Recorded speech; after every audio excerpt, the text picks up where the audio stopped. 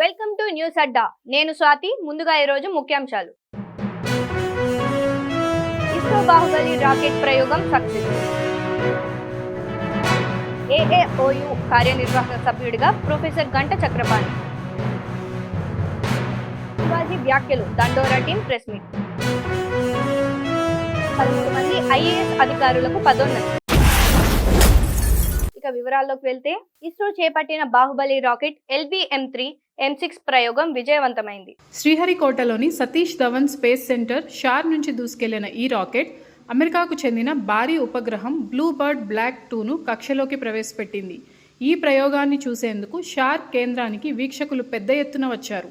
Asian association of open universities కార్యనిర్వాహక సభ్యుడిగా doctor BR Ambedkar సార్వత్రిక విశ్వవిద్యాలయం వైస్ ఛాన్సలర్ గా ప్రొఫెసర్ గంట చక్రపాణి ఎంపికయ్యారు. 2024-28 కాలానికి కార్యనిర్వాహక సభ్యులుగా చక్రపాణిని నియమిస్తూ ఏఏఓయు సెక్రటరీ జనరల్ ప్రొపరేటర్ రెహమత్ అధికారిక సమాచారాన్ని పంపించారు. బీజింగ్లో ఇటీవల జరిగిన 2025 సంవత్సరపు సాధారణ సర్వసభ్య సమావేశంలో ఏఏఓయు అధికారులు ఈ నిర్ణయం తీసుకున్నట్లు ఉత్తర్వుల్లో పేర్కొన్నారు.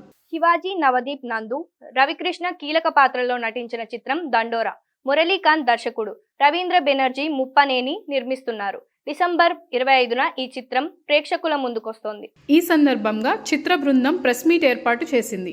ఇటీవల నిర్వహించిన ప్రీ రిలీజ్ ఈవెంట్లో హీరోయిన్ల దుస్తులపై నటుడు శివాజీ చేసిన వ్యాఖ్యలు తీవ్ర దుమారం రేపిన సంగతి తెలిసిందే. ఈ క్రమంలో ప్రెస్ మీట్ ప్రాధాన్యత సంతరించుకుంది. 2013 ఐఏఎస్ బ్యాచ్ కు చెందిన 13 మందికి సెలక్షన్ గ్రేడ్ అధికారులుగా రాష్ట్ర ప్రభుత్వం పదోన్నతి కల్పించింది. Future city development authority commissioner Shashank, Mahabubabad collector Advait Kumar, మహిళా శిశు సంక్షేమ శాఖ director Shruti Ojha, PR and RD director Srijana, Nizamabad collector Vinay Krishna Reddy, protocol director Shivalingaiah, అదనపు చీఫ్ ఎలక్టోరల్ అధికారి వాసం వెంకటేశ్వర్ రెడ్డి, యాదాద్రి భువనగిరి జిల్లా collector Hanumantha Rao, Siddipet collector Haimavathi, Rajanna Sircilla collector Haritha, ఆర్థిక శాఖ ప్రత్యేక కార్యదర్శి K హరితలను పదోన్నతిని కల్పించారు. సెలక్షన్ గ్రేడ్ హోదాలో ప్రస్తుతం ఉన్న బాధ్యతల్లోనే వీరు కొనసాగనున్నారు. ఇవి ఇప్పటి వరకు ఉన్న అప్డేట్స్. మరిన్ని వార్తలతో మళ్ళీ కలుద్దాం. నమస్కారం.